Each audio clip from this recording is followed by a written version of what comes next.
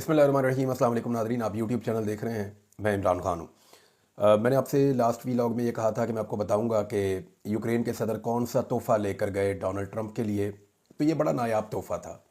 यानी जो चीज़ वो अपने मुल्क से लेकर गए वो डोनाल्ड ट्रंप को बहुत पसंद भी आनी थी। यानी इससे पहले जब ये प्लान हो रही थी मुलाकात, तो उस वक्त यूक्रेन को बड़ी उम्मीदें थी अमेरिका से। लेकिन दूसरी तरफ अमेरिका जो है वहाँ पे नई जो हुकूमत है उसकी सोच बिल्कुल मुख्तलिफ है।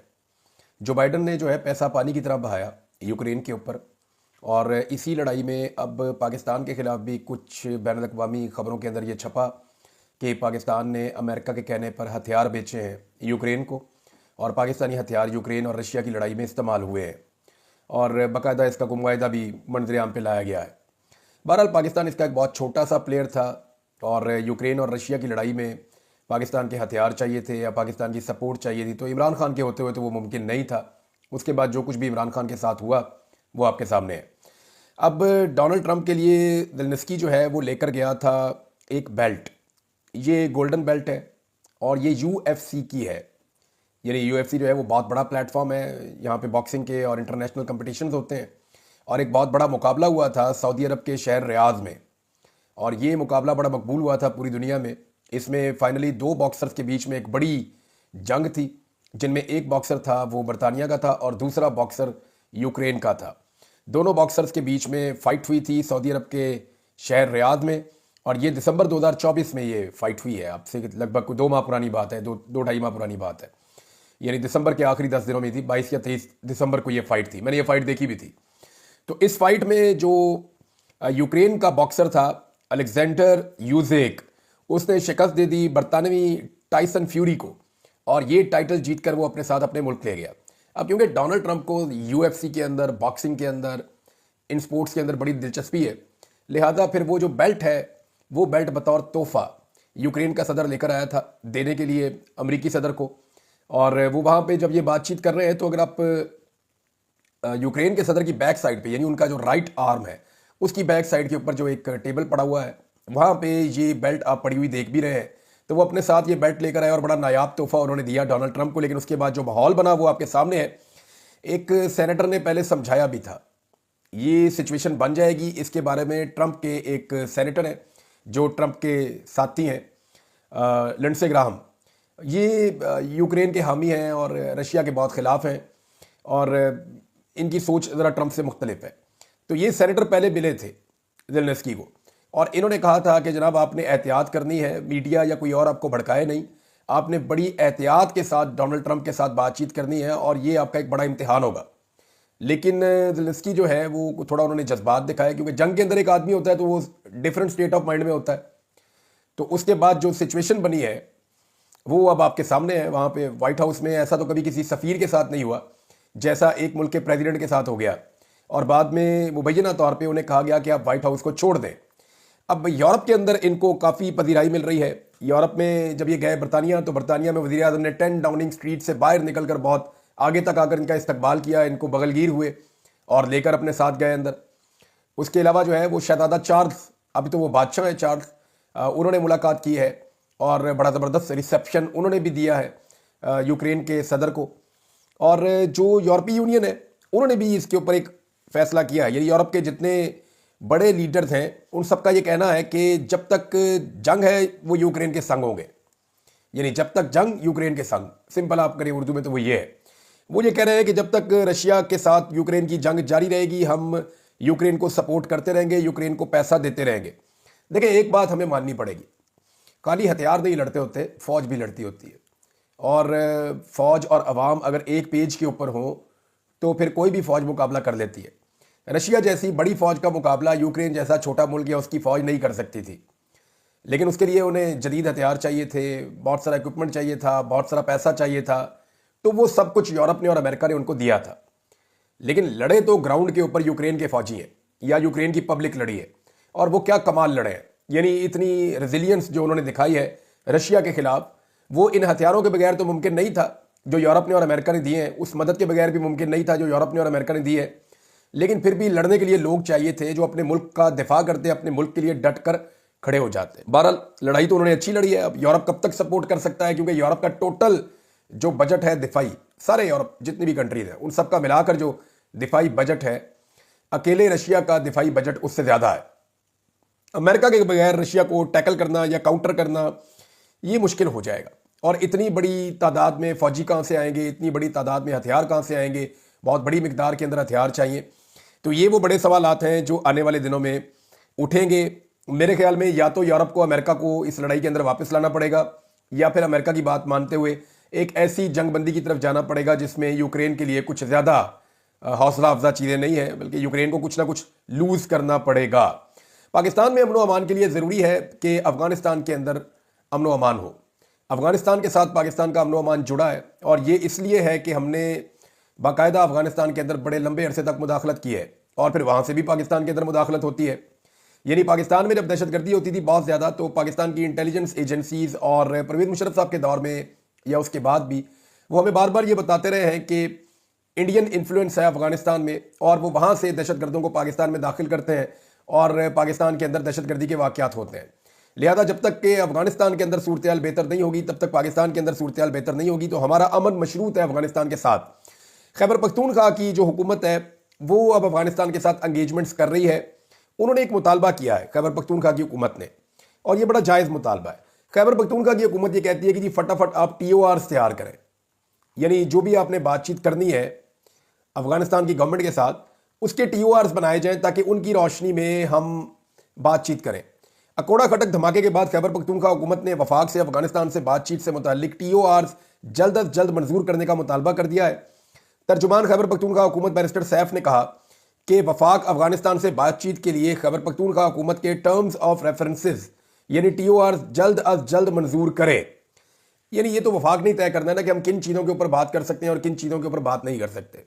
यानी एक सूबा जाके अब जिन चीज़ों पे वफाक तय कर देगा कि ये वाली बातें हमने अफगानिस्तान के साथ करनी है और ये वाली बातें हमने नहीं करनी, ये चीज़ें हम तय कर सकते हैं, और ये वाली चीज़ें जो है वो इनसे आगे हमने नहीं बढ़ना। तो अपनी लिमिट्स जो है वो वफाक तय करेगा, क्योंकि ये फॉरेन पॉलिसी का इशू है। क्योंकि खैबर पख्तूनख्वा जो है वो बराह रास्त इसमें उसका नुकसान होता है या बलूचिस्तान का नुकसान होता है, मुतासरा सूबे हैं दोनों। लिहाजा यहाँ से जो गवर्नमेंट है वो अफगानिस्तान के साथ बातचीत करेगी।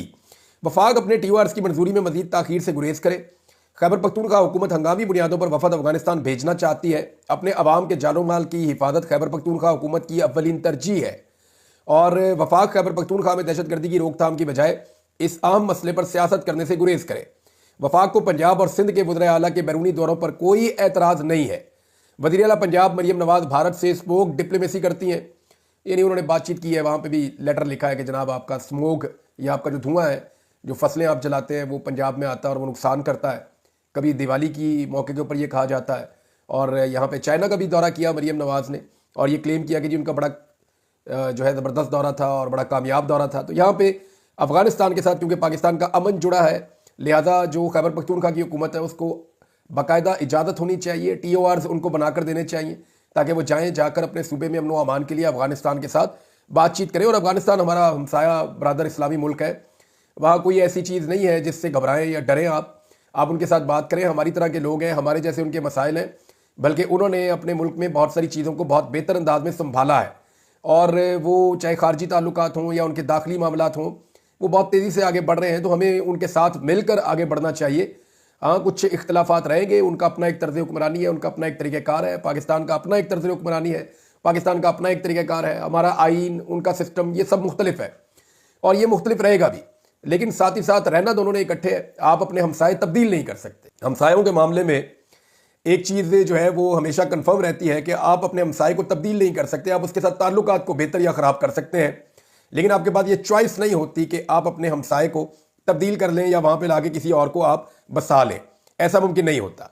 नाज़रीन, IMF का वफद जो है वो पाकिस्तान का जो इक्तसादी जायज़ा लेने के लिए अब आ रहा है, ये इंपॉर्टेंट है। आज से ये मुज़ाकरात शुरू हो जाएंगे और 14 मार्च तक ये मुज़ाकरात रहेंगे। इससे पहले आपको पता है कि IMF का जो एक और वफद पाकिस्तान में आया था और उन्होंने एक एक इदारे का एक एक चीज़ का जायज़ा लिया था। इतनी डेप्थ में वो कभी नहीं गए तारीख़ में। वो सुप्रीम कोर्ट ऑफ पाकिस्तान के जजेस से भी मिले, चीफ जस्टिस ऑफ पाकिस्तान से मिले, बार कौंसिल से मिले। इसके अलावा मुख्तलिफ इदारों के अंदर पहली मरतबा IMF इस लेवल तक गया, इतना अंदर तक गया कि हमने उससे पहले कभी सुना नहीं था। तो पूरा का पूरा मुल्क उनके सामने गिरवी रखा गया और उन्होंने कुछ तजावीज़ बनाकर दी हैं। ये जो वफद आ रहा है ये उन तजावीज़ के साथ आ रहा है। वो जो पहले वाला वफद था वो यहाँ से गया, उसने सारी सिचुएशन सामने रखी, वो एक्सपर्ट्स थे, वो ये बता रहे हैं कि पाकिस्तान में रूल ऑफ लॉ के ये मामलात हैं, इंसानी हकूक़ के ये मामलात हैं, अदम एतमाद लोगों का क्यों बढ़ता चला जा रहा है, और जो पाकिस्तान के अंदर अदलिया की सिचुएशन है वो क्या है। तो ये सारी चीज़ें उन्होंने रखी हैं अब आने वाले वफद के सामने। अब ये वफद तजावीज़ लेकर आएगा जिन पे पाकिस्तान को अमल दरामद करना पड़ेगा। आज से इसका सिलसिला शुरू हो जाएगा, आहिस्ता आहिस्ता चीज़ें रिपोर्ट होंगी, और जो रिपोर्टर्स ये कवरेज करते हैं, जो कॉमर्स रिपोर्टिंग करते हैं, जो वजारत ख़जाना के मामला को रिपोर्ट करते हैं, वो आने वाले दिनों में हमें बताएंगे कि IMF इस मरतबा किन शराइत के साथ आ रहा है और वो कौन सी चीज़ें हैं जिनके लिए पाकिस्तान पर मज़ीद दबाव डाला जाएगा। बहरहाल ये IMF का वफद जो है ये पाकिस्तान आज से काम शुरू कर रहा है, 14 मार्च तक काम करेगा। उसके बाद इन्हीं के अगली किस्त के ऊपर इन्हिसार है कि पाकिस्तान अपना आने वाला बजट कैसा पेश करता है। देखिए, पाकिस्तान की हुकूमत एक नया बजट बनाने जा रही है, अप्रैल और मई में उस बजट की तैयारियां होनी है, बल्कि अब से काम शुरू हो चुका है और जून में ये बजट पेश किया जाएगा। मईशत की सूरत हाल आपके सामने है, पाकिस्तान की बहुत ही पतली हालत है। तो ऐसी सूरत हाल में जब IMF ने आपके ऊपर पूरा शिकंजा कसा हुआ है तो आप एक अवामी बजट कैसे पेश कर सकते हैं, ये एक बड़ा सवाल है मौजूदा हुकूमत के लिए, जो इस वक्त बिल्कुल पॉपुलर नहीं है। हुकूमत ने बहुत सारे ऐसे फैसले किए हैं जो अवाम में उनको बिल्कुल पजीराई नहीं मिली। बिजली बहुत महंगी कर दी, गैस बहुत महंगी कर दी, पेट्रोल बहुत महंगा कर दिया, हर चीज़ के ऊपर टैक्स लगा दिया। उससे पाकिस्तान की मईशत को कुछ हद तक इन्होंने संभाला है। यानी अगर आप IMF की रिपोर्टें देखें या वर्ल्ड बैंक वगैरह से आप बात करें तो वो कहेंगे कि पाकिस्तान की मईशत के अंदर कुछ चीज़ें बेहतर हो रही हैं, लेकिन इससे पाकिस्तान की आवाम की क्या हालत हो रही है इसका किसी को अंदाजा भी नहीं है। यानी आप आवाम का खून पसीना नचोड़ते जाएं और आप कुछ पैसा इकट्ठा करके दिखाएं, आलमी इदारों को देखें हमने पैसे इकट्ठे कर लिए हैं, तो एक लेवल तक आप वो आवाम का खून निचोड़ सकते हैं, या आवाम का खून पसीने की कमाई आप एक लेवल तक निचोड़ सकते हैं। उसके बाद में पब्लिक रिएक्शन दे देती और वो टाइम ऐसा लगता है कि अब करीब आ रहा है। बहरहाल ये अब जायज़ा लेने के लिए ये डॉन की भी एक खबर आई हुई है, इसमें जियो ने भी और दीगर जो पाकिस्तान के अंग्रेजी अखबार हैं उन तमाम ने छापी हुई है। आने वाले दिनों में इसकी तफसीलात मैं आपके सामने रखूंगा। नाजरीन, इमरान खान साहब की बहन ने एक इंटरव्यू दिया है नौरीन खानम नियाज़ी साहिबा ने। वैसे इमरान खान की बहनें भी कमाल है, यानी शौकत खानम साहिबा ने अपने बच्चों की कमाल तरबियत की है। चाहे वो इमरान खान है, वो अकेला भाई है, उनका कोई और भाई नहीं है, लेकिन उनकी बहनों ने भाइयों की कमी को पूरा किया है। यानी अगर 10 भाई भी हों तो वो शायद इतनी तकलीफ बर्दाश्त ना कर सकें या इतनी मुश्किलात में इस तरह खड़े ना हो सकें जैसे इमरान खान साहब की बहनें खड़ी हुई हैं। अब डॉक्टर नौरीन खानम नियाज़ी साहिबा जो है ये हसन नियाज़ी की वालदा भी हैं। इनका अपना बेटा इस वक्त 2 साल से बंद है, पहले मिलिट्री कस्टडी में था, वहाँ से उसको 10 साल की सज़ा सुनाई गई। अब इनका बेटा जो है वो जेल के अंदर बंद है और वहाँ तकलीफ बर्दाश्त कर रहा है। लेकिन मैं इनका इंटरव्यू सुन रहा था हसनैन रफ़ीक साहब के साथ, और हसनैन साहब जो है वो नया पाकिस्तान वाले हैं, उन्होंने इनका बड़ा अच्छा इंटरव्यू किया है। उसमें बता दिए बेटे की भी कमी है और भाई इमरान खान की भी कमी है रमज़ान मुबारक में, लेकिन इमरान खान के लिए तकलीफ ज़्यादा है क्योंकि जिस तरह उनको जेल में रखा गया है और ज़हनी टॉर्चर किया जा रहा है, तो भाई की तकलीफ मुझे ज़्यादा है, बेटे की उतनी नहीं है। बल्कि बेटे के हवाले से उन्होंने कहा जी कि बेटे को कुरान पाक पढ़ने का, तरावियाँ पढ़ने का, नमाज़ें अदा करने का, अल्लाह के करीब होने का मौका मिल रहा है। मेरा बेटा नौजवान है, वो ये तकलीफ बर्दाश्त कर भी सकता है और मैं ये समझती हूँ कि ये उसकी और बाकी बच्चों की तरबियत हो रही है। जब वो बाहर आएंगे तो पाकिस्तान के लिए बेहतर काम कर सकेंगे।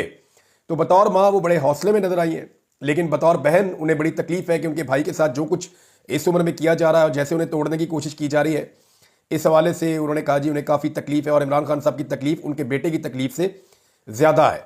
नाज़रीन, एक रिपोर्ट आई है और ये कौमी असम्बली से आई है और ये सालाना रिपोर्ट है। ये रिपोर्ट आप सुनेंगे तो आपको अंदाज़ा हो जाएगा कि पाकिस्तान में प्रायोरिटीज़ क्या है या तरजीहात क्या है इस हुकूमत की। ये सालाना रिपोर्ट है और कौमी असम्बली से आई है। एक तरफ अरकान पार्लियामेंट की तनख्वाहों में तकरीबन 300% इजाफा कर दिया गया है। अंदाज़ा कीजिए आप, जो अरकान असम्बली हैं उनकी तनख्वाहों में इजाफा किया गया और वो जो इजाफा किया गया वो 300% तक किया गया। ये कौन सी रिपोर्ट कह रही है? ये असम्बली से आने वाली सालाना रिपोर्ट है। अच्छा, दूसरी तरफ अखराजात कम करने के लिए, यानी एक तरफ जितने लोग वहाँ पे आते हैं ये सैकड़ों की तादाद में है, 100 के करीब तो सेनेटर्स हैं, फिर जो आपके कौमी असम्बली के मेंबर्स हैं वो लगभग कोई 300 के करीब है। अभी क्योंकि कुछ मखसूस नशिस्तें नहीं दी हुई लिहाजा उनको आप माइनस कर दें, लेकिन 300 से ज़ायद ही हैं अभी भी मेरे ख्याल में। तो इतने लोग मौजूद हैं, उनके लिए 300% उनकी तनख्वाहों में इजाफा कर दिया और 200 से ज़ायद मुलाजमीन इसलिए फारिग कर दिए सरकारी मुलाजमीन कि हम पैसा बचाना चाहते हैं। ये है तरजीहात कि गरीब आदमी को तनख्वाह देने के नाम के ऊपर भी आपको डर लगता है। आप कहते हैं जी तनख्वाह छीन लो, गरीब आदमी की नौकरी छीन लो, इसको इसके घर भेज दो, हमने नहीं देने पैसे।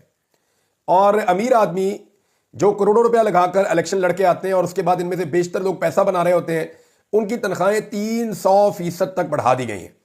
ये जब इस तरह की प्रायोरिटीज होंगी ना नाज़रीन, तो फिर मुल्क इसी तरह आगे बढ़ेगा जैसे इस वक्त आगे बढ़ रहा है। कल मैंने आपको एक और खबर दी थी कि वजीर खजाना है पाकिस्तान के, उनकी नॉन कस्टम पेड गाड़ी के ऊपर झंडा लगाने से एक 20वें ग्रेड की ऑफिसर ने इनकार किया तो उन्हें फारिग कर दिया गया। अब ये शहबाज राणा साहब ने खबर दी थी, मैं तो खबर सुन के हैरान रह गया कि जिस बंदे की ड्यूटी है कि टैक्स इकट्ठा करना है, वो टैक्स चोरी वाली गाड़ी कैसे चलाने के लिए आमादा हो सकता है। यानी वो तो कभी ऐसा कर ही नहीं सकता कि उसको देख के तो सारे लोग टैक्स चोर हो जाएंगे। तो वजीर खजाना ने ये जो हरकत की या उनसे मनसूब ये हरकत रिपोर्ट हुई, ये इंतहाई बदकिस्मती है पाकिस्तान की। एक और खबर है और ये उससे भी ज्यादा दुख देने वाली खबर है। अहमद फरहाद साहब को आप सब जानते हैं, बड़े इनकलाबी शायर हैं, बड़ी शानदार शख्सियत के मालिक हैं, बड़े मजबूत आसाब के मालिक हैं और कश्मीर का एक ऐसा बेटा है जिस पे कश्मीरी फख्र कर सकते हैं। तो अहमद फरहाद साहब की अहलिया को गिरफ्तार किया गया एक भोंडे मुकदमे में। और मैंने जितने लोगों से भी पूछा, चाहे वो वहां पे लॉयर्स हैं, चाहे वो वहां पे रिपोर्टर्स हैं, वो सब मुझे ये कहते हैं जनाब ना सर है ना पाँव है इस मुकदमे का। कोई चीज इसके अंदर ऐसी नहीं है जिस बुनियाद के ऊपर यह मुकदमा कायम रह सके। लेकिन वहां पे अदालत एक के बाद एक रिमांड उनका देती चली जा रही है। अब अहमद फरहाद साहब ने एक दिन पहले यह रिपोर्ट किया था और सोशल मीडिया को भी यह बताया था कि उनकी अहलिया को तशद्दुद का निशाना बनाया जा रहा है, सिर्फ इसलिए कि अहमद फरहाद साहब पे दबाव डाला जाए ताकि वो अपने मौक़िफ़ को तब्दील करें या अपने मौक़िफ़ के अंदर लचक लेकर आए।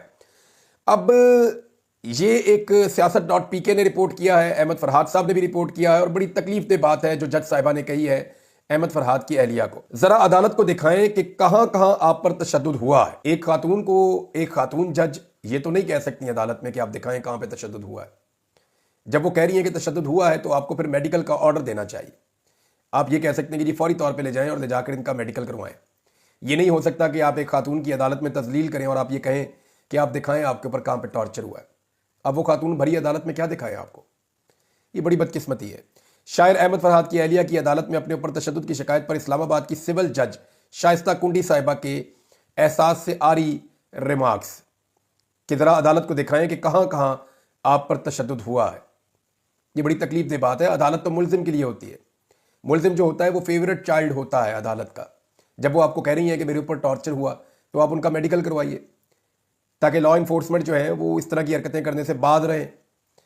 अब एक खातून ने जब ये कहा दूसरी खातून को तो उन्होंने ये सोच कर कहा होगा कि मुझे यहाँ से इंसाफ मिलेगा, लेकिन उसके बाद जो उनकी तस्दीक हुई है ये काबिल मजम्मत है। अब पता नहीं इसके ऊपर क्या होना चाहिए, लेकिन ये जो जजेस हैं उनको ये मामला देखना चाहिए।